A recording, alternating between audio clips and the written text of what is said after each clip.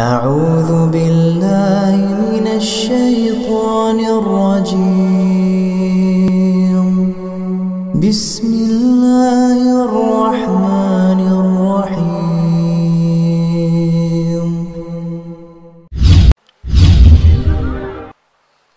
بسم الله الرحمن الرحيم. Assalamualaikum warahmatullahi wabarakatuh. Alhamdulillahi rabbil alamin, wa bihi nasta'inu ala umuri dunya waddin, wassalatu wassalamu ala asrafil anbiya'i wal mursalin, nabiyyina Muhammadin wa ala alihi wa sahbihi wa man tabi'ahum bi ihsanin ila yaumiddin. Subhanaka la ilma lana illa ma 'allamtana innaka antal alimul hakim. Qala Allah ta'ala ya ayyuhalladzina amanu taqullaha haqqa tuqatih wa la tamutunna illa wa antum muslimun. Wa qala Rasulullah sallallahu alaihi wasallam fa inna asdaqal hadithi kitabullah wa khairal hadi hadyu Muhammadin sallallahu alaihi wasallam wa syarral umuri muhdatsatuha fa inna kulla muhdatsatin bid'ah wa kulla bid'atin dhalalah wa kulla dhalalatin finnar. Ma'asyiral muslimin rahimani wa rahimakumullah. Para bapak, ibu, serta saudara sekalian jamaah Masjid Mujahidin yang mudah-mudahan dirahmati oleh Allah. Alhamdulillah, mari kita bersyukur kepada Allah pada kesempatan pagi hari ini kita bisa bertemu kembali di majelis ilmu. Mudah-mudahan kehadiran kita ini mendapatkan ridha, barokah dan ilmu yang bermanfaat. Amin ya rabbal alamin. Jamaah yang dirahmati oleh Allah, kita lanjutkan hadis ke-167 dari kitab Al-Adabul Mufrad, yaitu dari Bishr bin Muhammad menceritakan kepada kami. Dia berkata, Abdullah mengabarkan pada kami, dia berkata, Abu Khaldah mengabarkan kepada kami, an Abi Aliyata dari Abu Aliyah, qala dia berkata,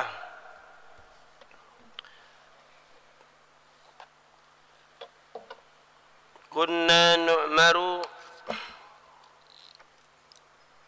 an nakhtima 'ala al-khadimi wa nakil wa na'udduha karahiyata ayyata'awwadu khuluqasu aw yadhunnu ahaduna dhannasu. Kami diperintahkan untuk memberi tanda terhadap budak. Jadi budaknya itu diberi tanda kalau itu memang miliknya, dicap atau disestempel atau dikasih apa gitu. Karena saat itu masih ada perbudakan. Islam datang, sekali lagi para jamaah, bukan menumbuh suburkan perbudakan, tapi justru Islam datang itu untuk memerdekakan atau membebaskan atau memberantas budak, tapi secara bertahap. Nah, diantaranya perintahnya adalah supaya tidak keliru dengan budak yang lain, maka budak itu diberi tanda, diberi cap seperti barang itu. Kalau orang, ya contohnya kalau orang itu punya sendok atau pisau, itu dikasih nama, tulisannya, nama dari yang punya. Nah, ini terserah tandanya. Juga menimbang dan juga menghitung,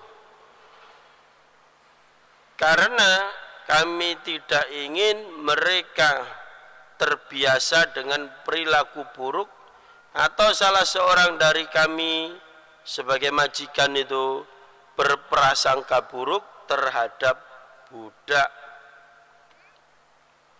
Inilah para jamaah yang dirahmati oleh Allah. Jadi budaknya dikasih tanda, kemudian barang-barang yang dibeli atau yang diamanahkan kepada budak itu diketahui jumlahnya, dihitung dulu, kemudian ditimbang kalau perlu beratnya berapa. Tujuannya apa? Supaya budak ini tidak neko-neko gitu loh, tidak curang, tidak mencuri, dan juga majikannya tenang, jadi tidak punya suudon. Nanti kalau umpama sudah ditimbang barangnya, kemudian misalnya budaknya disuruh jaga, suruh jualkan misalnya toko atau apa ya, kemudian barangnya dihitung, loh ini kok tidak ada satu, berarti laku ini satu, mana uangnya, nah, gitu. Ini manajemen modern para jamaah. Islam mengajarkan manajemen. Jadi bukan modal kepercayaan saja, bukan. Jadi kalau sampean itu punya pembantu, punya karyawan, punya pegawai, kemudian disuruh untuk menjualkan barang, ini satu contoh saja, stok barangnya itu dihitung, jangan awur-awuran kemudian gak apa-apa lah percaya, tidak begitu Pak, karena urusan fulus itu harus dicatat, urusan dagang apalagi utang piutang harus dicatat, termasuk stok barang. Makanya dalam ilmu ekonomi itu ada last in first out, yang terakhir masuk barang itu maka yang pertama keluar. Ada yang first in first out, masuk pertama maka nanti numpuk urut, maka yang keluar pertama ya yang masuk tadi itu. Misalnya barangnya ada 10, 1, 2, 3 sampai 10, nah, kemudian kalau ada orang beli, diambilkan yang nomor 1 masuk di situ, masuk gudang situ. Nah itu terutama barang-barang yang cepat kedaluarsanya, seperti susu bayi atau apa makanan-makanan ringan. Stok yang pertama dikirim itu keluarkan dulu. Jangan yang baru datang dijual, karena masih temponya panjang. Ini pelajaran ya, manajemen modern para jamaah. Jadi jauh sebelum ada teori ekonomi itu, Nabi Muhammad sudah ngajarkan seperti itu. Dulu sudah ada seperti ini. Jadi disuruh ngitung, disuruh nimbang, supaya apa? Sebagai karyawan atau pembantu itu tidak punya pikiran jelek. Wong majikan tidak tahu aja, tak ngentit aja situ gitu, kan tidak tahu. Supaya tidak ada celah untuk membuat pegawai itu curang pada majikan. Yang kedua, majikannya supaya tenang. Kalau barangnya kurang loh, ini kok kurang, nah, tinggal nagih saja mana. Berarti ini ada yang beli nih. Apalagi zaman sekarang Mbak, ya hilang bos, tidak ada orang beli, ini catatannya tidak ada. Lihat aja kamera CCTV.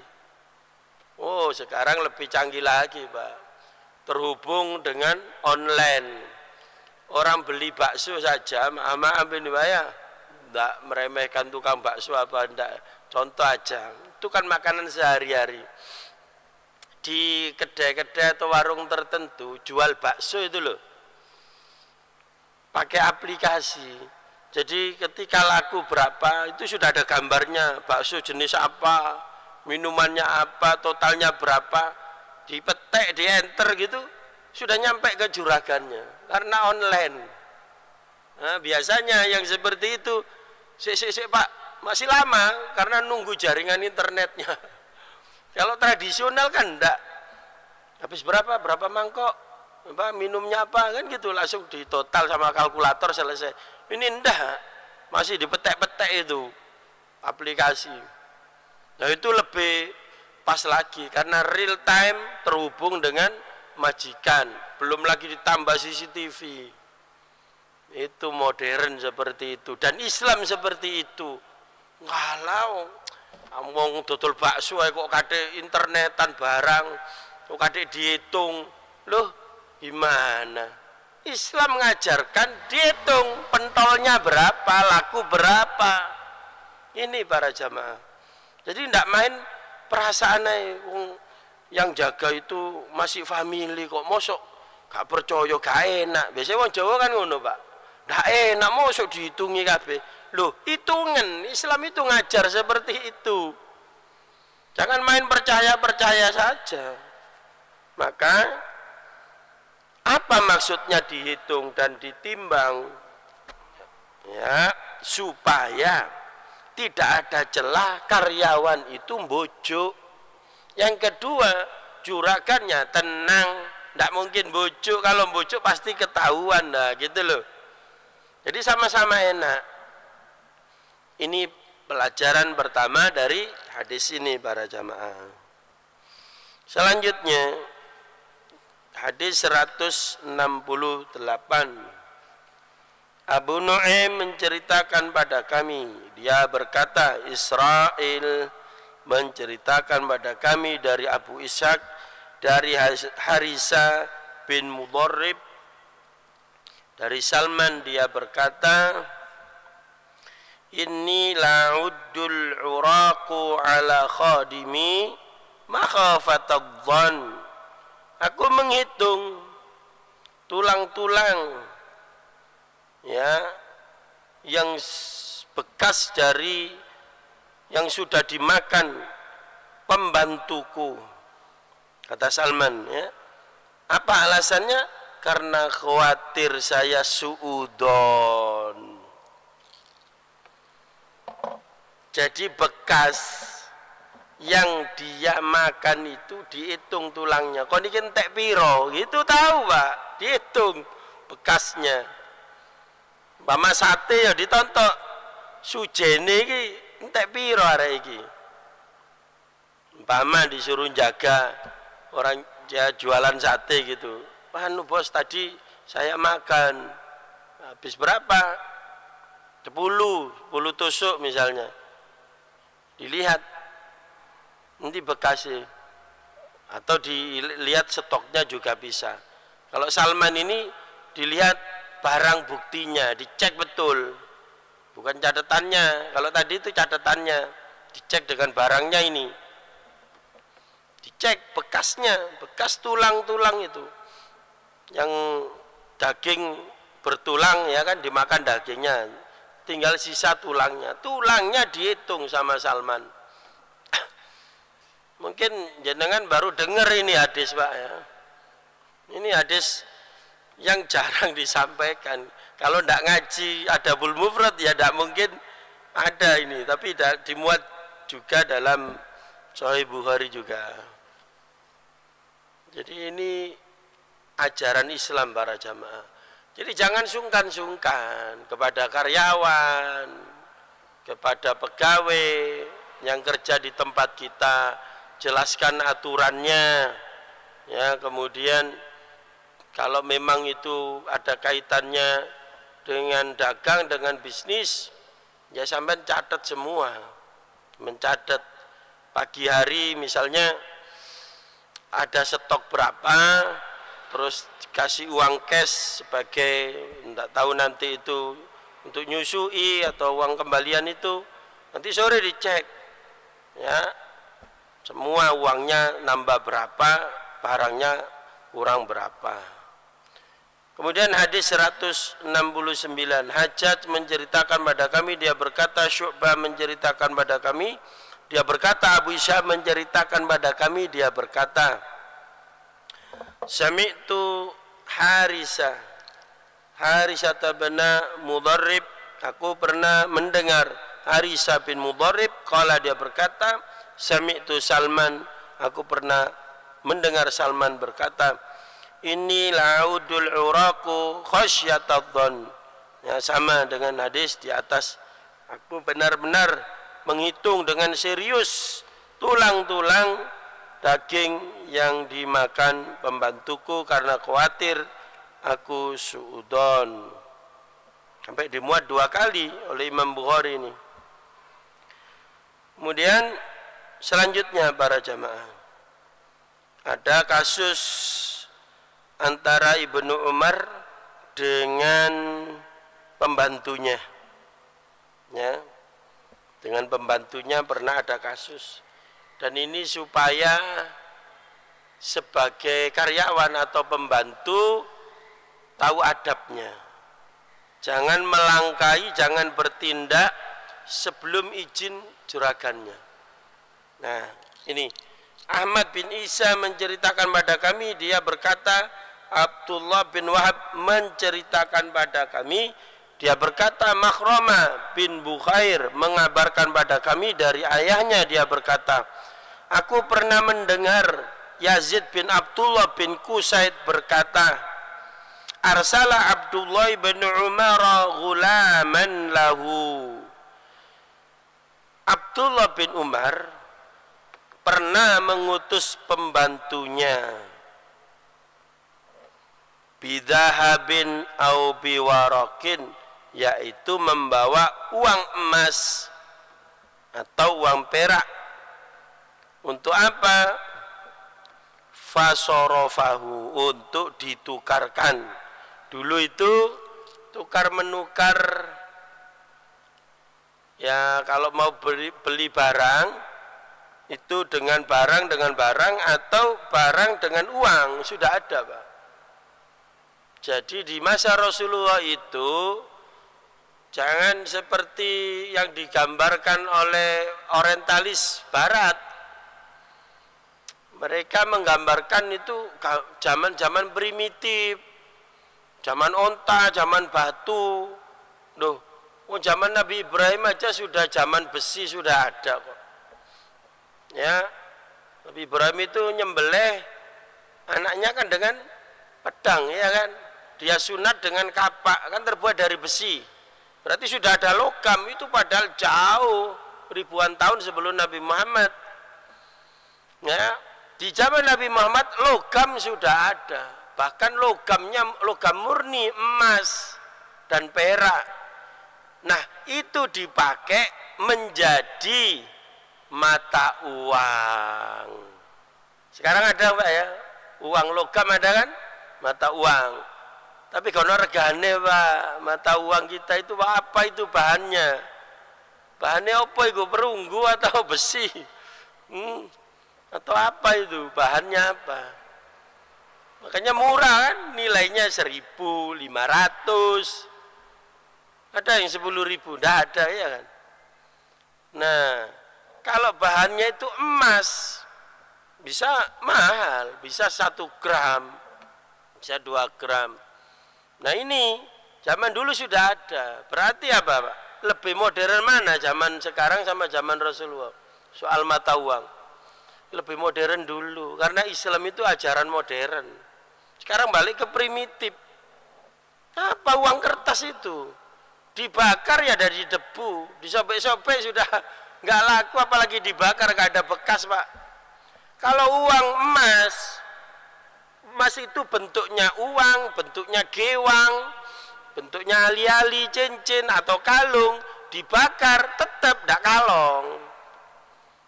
Ya, 2 gram dibakar tetap 2 gram.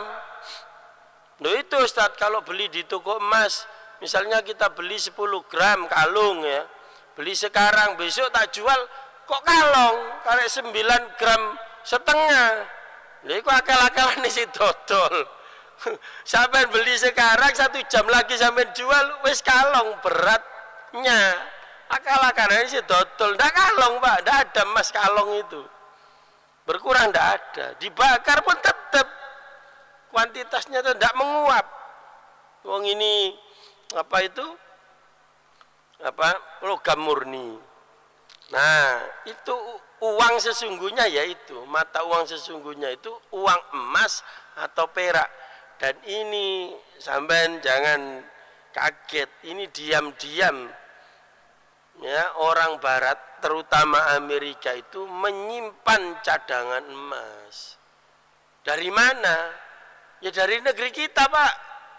Indonesia Raya ini, Nusantara ini ya, di dalam buminya itu terdapat cadangan emas terbesar di seluruh dunia ada di negeri kita. Freeport, belum lagi yang lainnya di Maluku itu ada. Belum cerita mineral yang lain, nikel, uranium, litium yang dipakai. Nah itu lebih mahal lagi. Litium itu yang dipakai untuk baterai HP. Ini nanti ke depan kan pakai listrik semua toh Pak, ya kan? Mobil listrik. Sekarang sudah ada sepeda motor listrik. Dari apa? Energinya matahari disimpan di baterai. Lah baterainya itu bahan bakunya ada di Freeport sana. Tapi kita kan tidak tahu, tenang-tenang saja. Nah para jamaah kembali lagi ini ke uang emas dan perak. Ini uang yang sesungguhnya itu.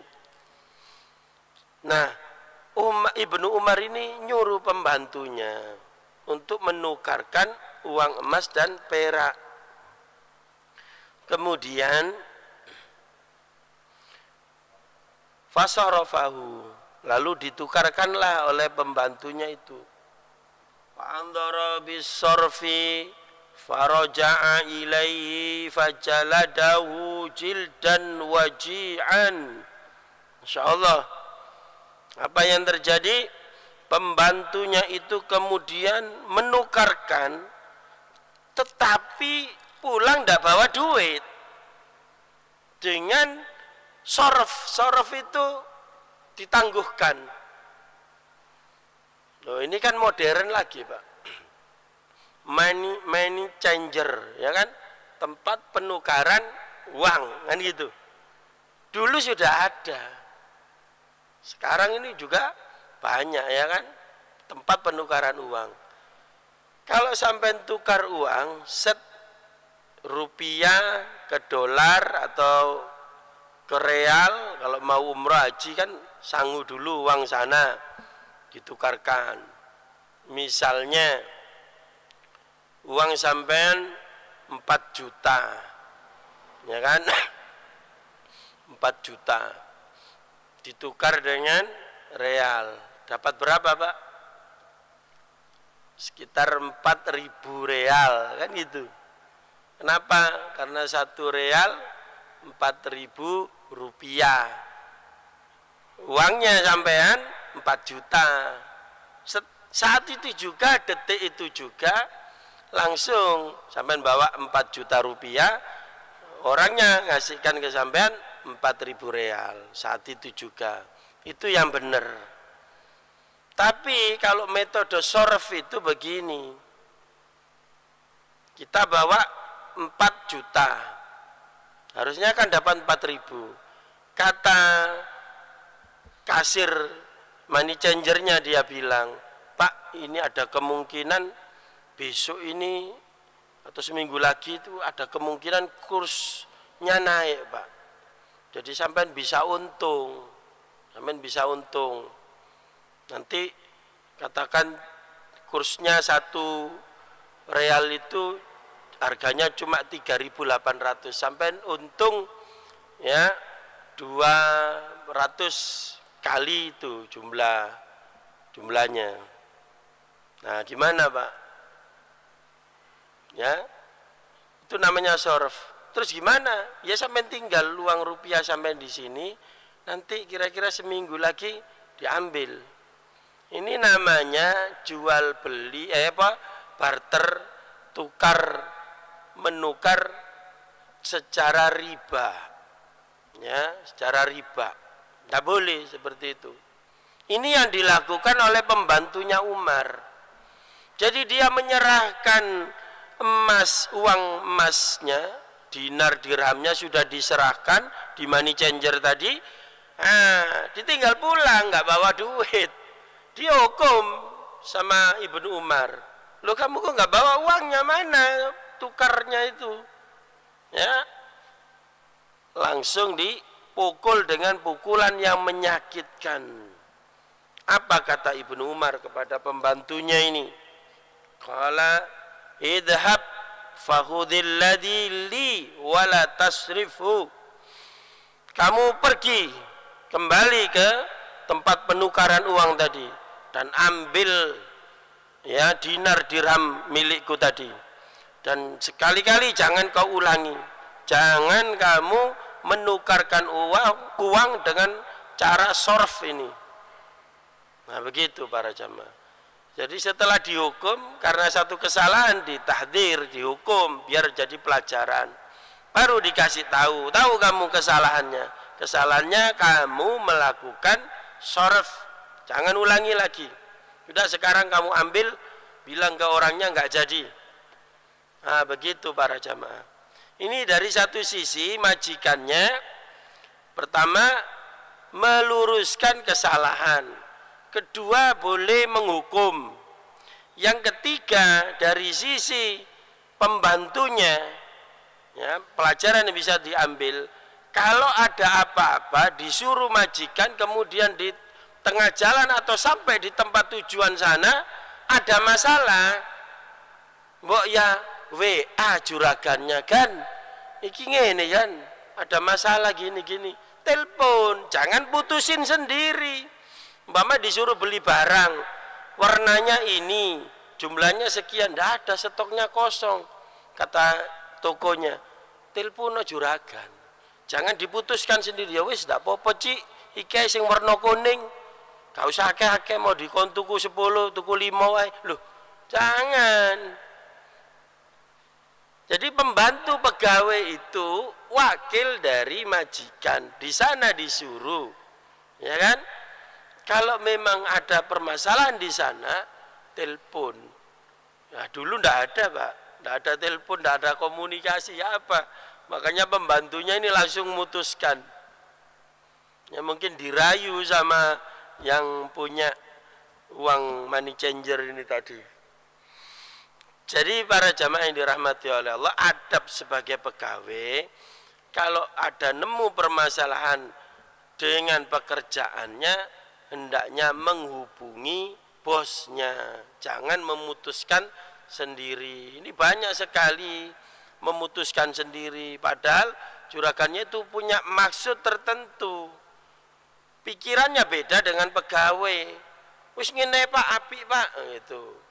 Atau juga tukang atau apapun yang kerja ya, misalnya ini dipakai ini Pak, tekelnya atau keramiknya itu sampean atur model tidur saja, dadak sama tukangnya di model berdiri. Loh ini kan nyalai perintah, apa itu karpe dewe gitu. Tidak boleh seperti itu, orang jadi kecewa yang punya rumah itu. Oleh karenanya jamaah yang dimuliakan oleh Allah, ini adab-adabnya di dalam Islam. Supaya apa? Supaya pegawai juga nyaman, jadi juragan juga nyaman, sama-sama tenang karena sesama muslim. Jadi tidak ada suudon, tidak ada curiga, tidak ada saling menghina antara juragan dengan bawahan itu dengan pembantunya. Kenapa? Karena peran pembantu dan juragan itu tidak ada kaitannya dengan derajat kemuliaan seseorang, tidak ada. Itu hanya peran-peran di dunia. Di akhirat bisa jadi yang masuk surga itu pembantunya, bisa jadi, karena sering didolimi juragan. Nah bisa jadi juga sebaliknya, karena yang mulia itu hanya yang bertakwa. Inilah hadirin sekalian hadis yang kita bahas pada kesempatan pagi hari ini. Mudah-mudahan bermanfaat, kurang lebihnya mohon maaf. Aqulu qouli hadza astaghfirullahaladzim li wa lakum.